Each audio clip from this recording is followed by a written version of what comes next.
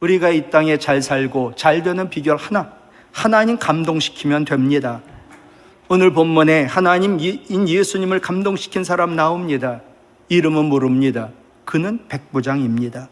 오늘 9절 말씀 보면 예수께서 이 백부장이 하는 소리를 듣고 놀랍게 여겼다. 너무나 놀랬다. 같은 본문인 마태복음 8장 10절 예수께서 들으시고 놀랍게 여겼다. 아스토니시, 기절할 뻔했습니다. 도대체 오늘 말씀 하나님 어떻게 감동시킬 수 있을까? 우리의 그 무엇이, 우리의 믿음이 하나님을 감동시킵니다. 예수님 당시 세상은 로마가 지배했고 이스라엘 또한 로마가 지배했습니다. 그래서 로마 정권은 백부장을 로마에서 가버나움으로 옮겨 이 가버나움 땅을 다스리게 했습니다. 어느 날 백부장의 사랑하는 종이 중풍병 들어 죽게 되었습니다. 이때 예수님이 가버나움으로 오신다는 소문을 들은 백부장, 유대 장로들을 예수님께 보내가지고 자기 좀 고쳐달라고 청했습니다. 유대인 장로님들이 가갖고 예수님에게 얘기했죠. 지금 우리에게 부탁한 이 백부장은 회당까지 지어준 분이라고. 그러자 예수님 다 아시지만 백부장의 집으로 향하여 가고 있는데 거번 다 왔을 때 또 백부장이 자기 친구들을 예수님께 보냅니다. 그래서 6절에 예수님께 백부장이 친구들 통해 대신 말하는 거지요. 주여 수고하지 마옵소서, 내 집에 들어오심을 내가 감당하지 못하겠사오니 그냥 그 자리에서 그냥 낫게 해달라고 말씀만 하시면 내 종이 낫겠나이다. 그렇게 전개가 되지요. 여러분, 백부장은요 군인 정신이 매우 투철한 로마의 군인입니다. 명령에 살고 명령에 죽고 명령이 얼마나 힘이 있는지 압니다. 상관의 명령 어긴 군인 있을 수 없고 그냥 죽임입니다. 로마 군대의 백부장 아무나 되는 것 아닙니다. 유명한 역사가 폴리비우스는 백부장이 될 자격을 이렇게 역사서에 기록합니다. 백부장이 될 수 있는 자, 확신 있는 명령을 내릴 수 있는 자, 행동이 흔들림이 없는 자, 믿음직스러운 자, 어떤 것에도 두려워 떨지 않는 자, 무슨 일이 있어도 죽을 각오로 로마와 황제와 자기 군대를 지키는 자. 본문의 백부장 역시 백부장에게 요구되는 자구 요건을 다 갖추고 있었습니다. 그래서 예수님 자기 집에 직접 오실 필요 없다고, 그냥 나도 말 한마디 하면 군대가 알아서 다 하는데 예수님 바로 그 자리에서 말씀 명령만 하시면 내 하인 병 나을 거라고 믿었습니다. 이것은 예수님이 멀리서도 무슨 병이든 고칠 수 있다는 분, 신적 권위, 하나님이심을 믿는 믿음 없이는 불가능한 이야기 말이었습니다. 예수께서 백부장에게 이르시되 가라. 같이 읽을까요? 내 믿은 대로 될지어다 하시니 그 즉시 하인이 나으니라. 아멘. 백부장이 예수님에 대한 예수님을 절대적으로 믿는 그 순간 동시적으로 멀리 있는 백부장의 하인의 병이 나았다는 거예요. 여러분, 우리 주님에 대한 믿음이 능력 가운데도 가장 큰 능력인 줄로 믿습니다. 백부장은 예수님에 대하여 깊은 존경심, 사랑과 두려움 있는 경외심을 갖고 예수님의 신적 권능을 믿는 믿음의 소유자였습니다.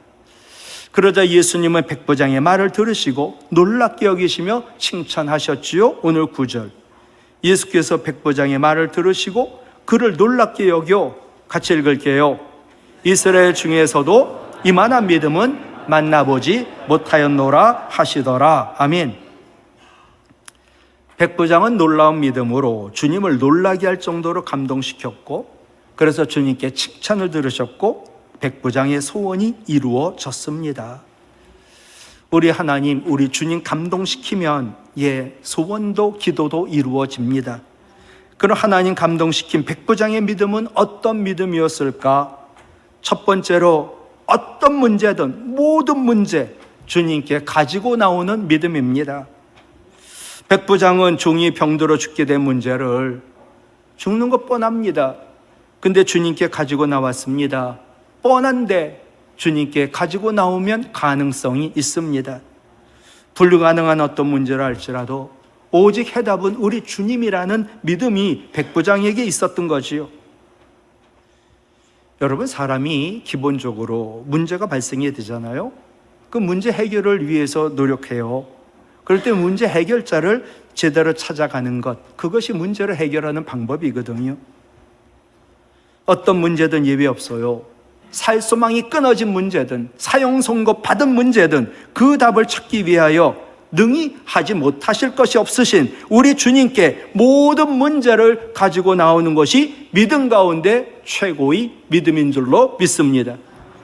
존경하는 대학 선교회 CCC를 창립한 김중건 목사님, 그분은 오직 하나, 백문일답 오직 예수의 백문, 100가지 문제, 아니 온통 문제 다 달라도 해답은 오직 하나, 예수 그리스도. 오늘 어떤 문제 가지고 나왔습니까? 불가능한 일인가요? 도저히 소망이 없나요? 사형 선고 받았나요? 그 문제 주님께 가지고 나오면 해답 얻는다. 두 번째, 내 문제만이 아니라 남의 문제를 주님께 가지고 나온 행함 있는 믿음이 우리 주님을 감동시켰지요. 백부장은 상당한 권세를 가졌는데 자기가 지배하는 이스라엘의 유대의 젊은 예수라는 자 앞에 나와 머리를 조아리고 자기의 종의 문제를 해결해 달라고 부탁한다는 것 결코 쉽지가 않습니다. 백부장이 어떤 자인가요? 로마의 황제를 자기 신으로 섬기고 고백하는 자입니다. 그런데 세상에 예수를 백부장 입장에서는 예수님께 나와 부탁 청한다는 것, 대단한 용기, 아니 목이 잘릴 그러한 용기 없이는 불가능한 이야기. 그것만이에요. 종이 노예거든요. 노예를 살리겠다고 세상의 주인이 누구에게 찾아가 도움 청한다는 것, 완전히 통념을 깬 행함 있는 믿음이었습니다. 백부장의 믿음은 병에 걸려 죽게 된 그냥 단지 자기 소유에 불과한 이제 죽어가니 쓸모없는 종을 위하여 주님 앞에 나와 머리를 조아리고 낫게 해달라고 행함 있는 믿음을 가졌거든요. 그랬더니 우리 예수님 깜짝 놀라시고 감동하시고 졸도할 뻔하셨습니다. 세 번째, 백부장의 믿음은 주님 말씀이 능력이다, 주님 말씀이면 안 되는 것 없다라는 믿음을 가졌지요. 7절 볼까요? 말씀만 하사 오지 않으셔도 돼요. 안수 안 해도 돼요. 말씀만 해도 나아요. 백부장은 주님의 한마디 말씀만으로도 멀리 떨어져 있는 죽어가는 나의 종이 완전히 나을 것이라고 믿었습니다. 그러면서 얘기합니다. 나도 상관을 모시고 있는 로마의 백부장인데 내 밑에 병사들이 있는데 내가 병사도로 가라 하면 병사들 가고 병사들 보고 오라 하면 오고 내가 종들과 병사들을 보고 이렇게 하라 하면 합니다. 그러니 예수님 말씀만 하셔도 됩니다. 군대에서 상관의 명령은 절대적인 힘이 있습니다.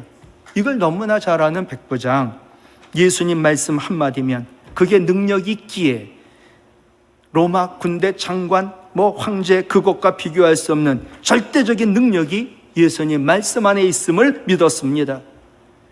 우리 예수님, 오늘도 선포되는 예수님의 말씀의 권위와 능력을 믿고 인정하는 사람에게 감동하십니다. 오늘도 예수님 말씀의 능력을 믿고 인정하는 우리 모두에게 주님은 지금도 살아 역사하는 줄로 믿습니다.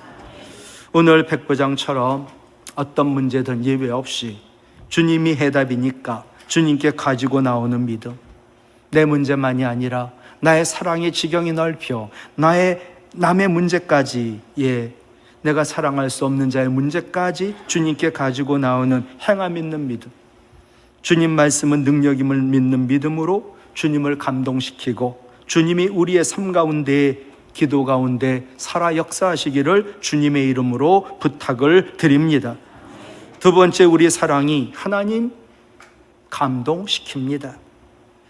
여러분, 힘 있는 자가, 권세 있는 자가 힘 없는 자를 배려한다는 거, 그거 왜 해요? 왜? 강한 자가 약자를 돌본다는 거 왜 해요? 부자가 가난한 자에게 사랑을 베푼다는 거 왜 해요? 왜 안 할 뿐더러 쉽지가 않습니다.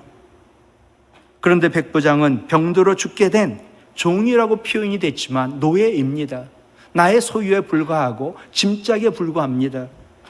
그런데 노예인 종이 죽게 됐다고 그를 사랑합니다. 2절 볼까요? 어떤 백부장의 사랑하는 종이 병들어 죽게 되었더니, 백부장이 사랑할 것 많은데 아무 자기에게 도움도 되지 않을 것 같은 종, 노예, 그것도 죽게 된 종을 왜 사랑했을까? 예수님 감동하셨습니다. 통념을 깨고 윗사람이 아랫사람을, 노예인 자를, 그것도 죽어가는 자를 사랑했다. 예수님 깜짝 놀라셨지요.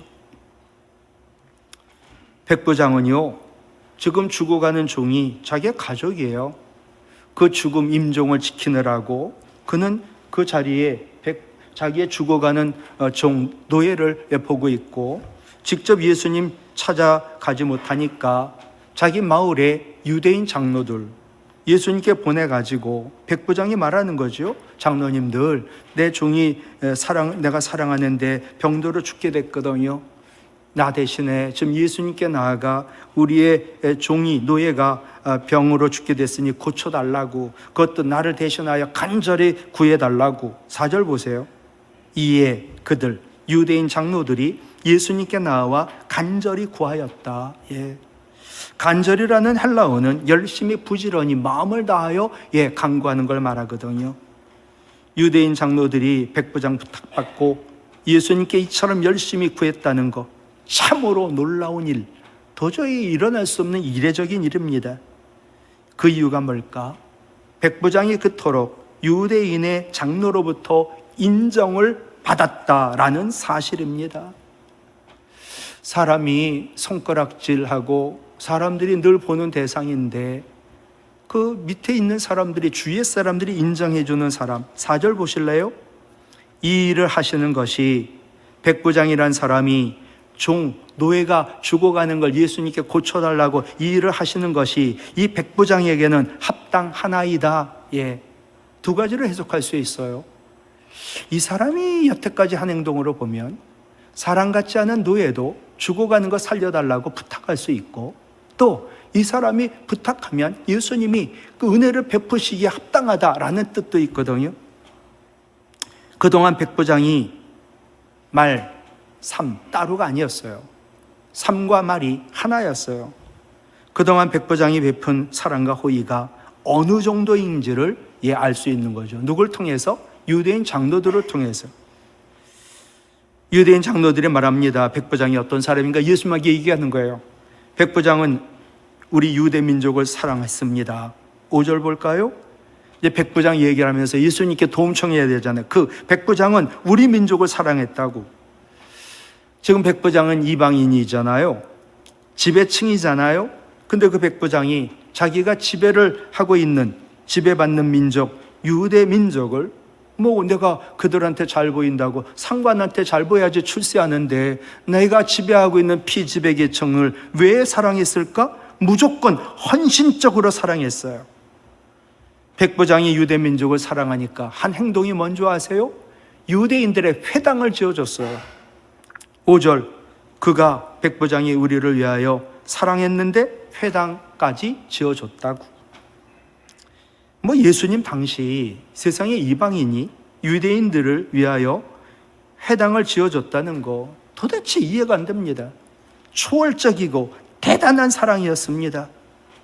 이 사랑이 그가 백부장, 이방인이라 할지라도 예수님의 은혜와 기도 응답을 받기에 합당하다, 충분했다라고 말씀합니다.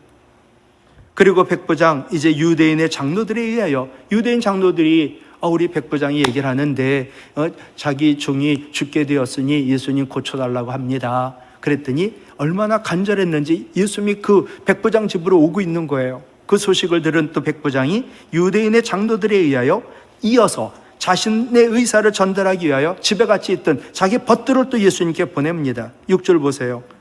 백부장이 벗들을 보내어 이르되 주여 수고하지 마옵소서, 내 집에 들어오심을 나는 감당하지 못하겠나이다. 자기들 친구들 통해서 예수님께 전한 거예요. 예수님 수고하지 마시라고, 내 집까지 오지 말라고, 예수님 들어오기에 우리 집은 합당하지 않고 자격이 없다고. 주님 고쳐주시는 거 좋은데 대접을 안 하려고 한 얘기가 절대로 아닙니다. 주님을 집에 모시드릴 자격이 없다고. 그러니 예수님 오시지 않아도 된다고. 그러면서 중요한 건 7절이에요. 7절 같이 읽을까요? 말씀만 하사 내 하인을 낫게 하소서. 아멘. 예. 2절에서는 그 돈 주고 사온 노예를 종이라고 말했거든요. 근데 지금 7절에서는 하인이라고 얘기했는데, 이 하인이라는 헬라어에 아들이란 뜻이 있어요. 그러니까 지금 무슨 얘기를 하냐면, 예수님 말씀만 하시면 내 아들 같은 하인이 낫겠다고 그렇게 얘기하는 거예요. 그러니까 백부장은 돈 주고 사온 노예인이 종을 아들처럼 사랑했다는 거예요. 주님의 칭찬을 받은 백부장의 믿음은 사랑으로 행하는, 행함 있는 믿음, 사랑이 살아있는 믿음이었기에 우리 주님 감동하셨지요.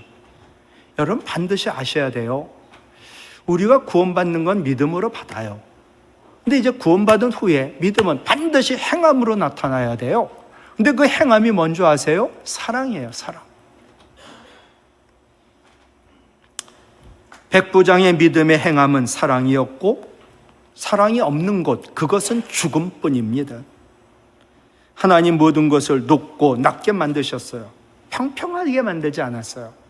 사람들을 또 높고 낮은 사람으로 만드셨어요. 이유는 하나입니다. 높은 곳에서 낮은 곳으로 공기가 흐르고 물이 흐르고 그래야 생명의 역사가 일어나니까.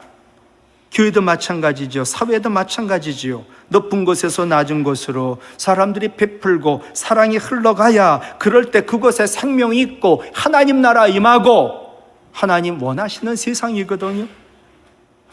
사랑의 사도라는 요한, 하나님을 사랑한다 말하면서 형제를 사랑하지 않으면 거짓말장이야, 그거의 믿음은 가짜야, 아니 그 믿음은 너무 위험해, 교회를 망가뜨릴 수 있어. 하나님을 사랑하는 믿음은 마땅히 약한 자를 배려하고 사랑하는 행함으로 나타나야 진짜 믿음이에요. 예수님은 십자가 지시기 전에 제자들의 발을 씻기며 내가 본을 보인 것처럼 너희들도 사랑으로 서로 발을 씻겨라 말씀하시면서 이런 말씀 주셨죠. 요한복음 13장 34절로 35절 같이 읽어요. 새 계명을 너희에게 주노니 서로 사랑하라. 내가 너희를 사랑한 것 같이 너희도 서로 사랑하라. 너희가 서로 사랑하면 이로써 모든 사람이 너희가 내 제자인 줄 알리라. 아멘. 중요한 게 새라고 말씀드렸어요. 새. 누구든 사랑해요. 내가 좋아하는 사람 사랑해요. 내가 누구를 사랑해요. 이분이 나한테 엄청 잘하고요. 내가 이분의 아름다움에 완전 눈이 첫눈에 반했어요. 그러니까 상대방이 내가 할 만한 이유가 상대방에 있는 게 사람의 사랑이라 말씀드렸어요. 하나님의 사랑은 완전히 차원이 다르다고 그랬어요. 하나님이 우리를 사랑하는 이유는 하나님이 사랑이기 때문이에요. 사랑받을 이유가 없어요. 근데 하나님이 사랑이니까 그래서 사랑하는 거예요. 그래서 칼바르트라는 신학자는 사랑받을 만한 자격이 없고 사랑할 수 없는 자를 사랑하여 그가 사랑받을 만한 그런 사람으로 창조하시는 것이 그게 하나님의 사랑이다. 우리 보고 지금 그걸 하라는 거예요. 늘 나는 저분 너무 싫어. 늘 나한테 대하여 막 뒤에서 뭔가 씹어. 그리고 하여튼 나랑 너무 달라. 근데 너무 틀렸어. 나는 저자를 용서할 수 없어. 그러나 사랑해. 내 사랑은 그런 사랑 아니니까. 그가 사랑받기 위하여 사랑받을 만한 자격이 있어 사랑하는 거 아니야. 네가 하나님을 믿고 성령 하나님 이 안에 계시면 성령은 사랑이기에 그를 용서하고 사랑할 수 있어. 성령은 연약한 우리를 도우사 성령 충만할 때 성령의 열매가 맺어져 사랑, 희락, 화평, 오래 참음, 자비, 양선, 충성, 온유, 절제의 열매를 맺을 수가 있지.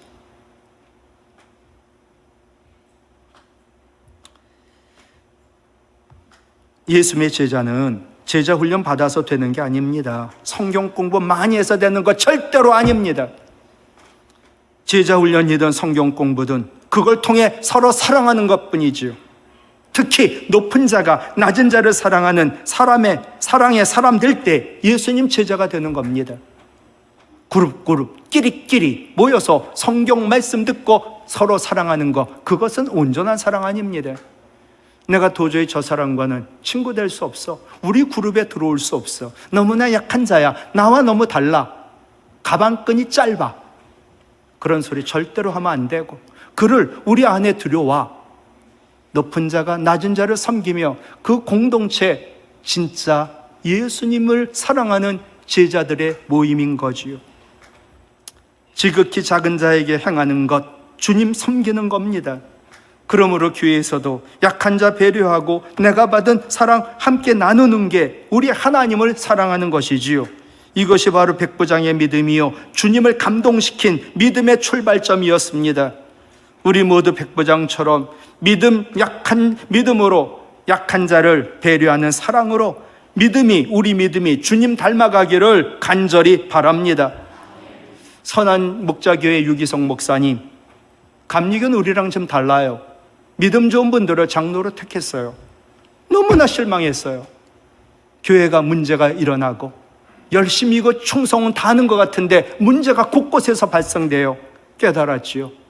믿음 좋은 사람 뽑는 게 아니라 사랑 있는 사람을 뽑아야 되는데, 여러분, 우리 교회도 믿음보다 사랑이 충만한 사람 뽑아야 합니다. 내가 그런 사람 되어야 됩니다. 이런 글이 있어요. 붙이지 않은 편지, 울리지 않는 종, 불타지 않는 초, 총알 없는 총은 그 존재 이유가 미약하다. 지키지 못할 약속, 쓸 줄 모르는 돈, 섬김 없는 권위, 배려 없는 승리, 반드시 악이 될 수 있다.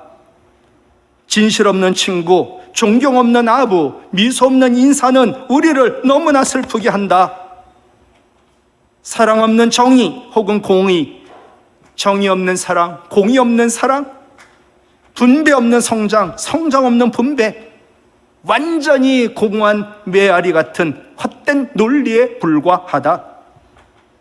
남의 말 듣지 않는 자기 주장, 감삼이 없는 성공, 인간성 없는 과학, 나침반 없는 초호화 유람선, 정말로 끝납니다. 위험하기 짝이 없다.